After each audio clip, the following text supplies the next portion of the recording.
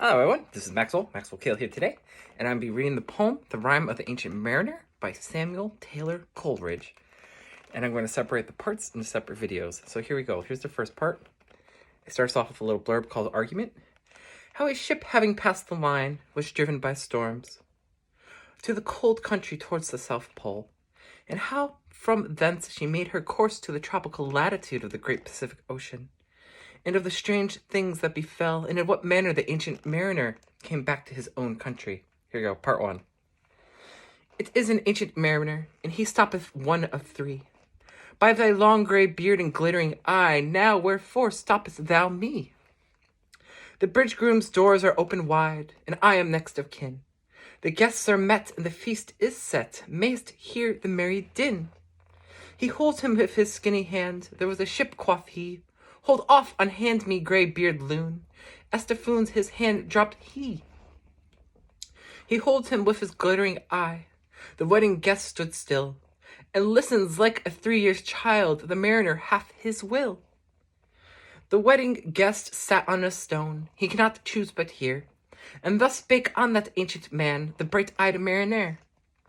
The ship was cheered, the harbour cleared. Merrily did we drop below the kirk, below the hill, below the lighthouse top. The sun came up upon the left, out of the sea came he, and he shone bright, and he on the right went down into the sea. Higher and higher every day, till the mast at noon, the wedding guest here beat his breast, for he heard the loud bassoon. The bride half paced into the hall, red as a rose is she. Nodding their heads before her goes the merry minstrelsy. The wedding guest he beat his breast, yet he cannot choose but hear. And thus the spake of that ancient man, the bright-eyed mariner. And now the storm blast came, and he was tyrannous and strong. He struck with his overtaking wings, and chased us self along.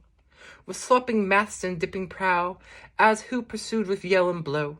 So treads the shadow of his foe, and forward bends his head. The ship drove fast, loud roared the blast, and southward, aye, we fled. And now there came both mist and snow, and it grew wondrous cold. An ice mast high came floating by as green emerald. And through the drifts the snowy cliffs did send a dismal sheen. Nor shapes of men nor breasts we ken, the ice was all in between.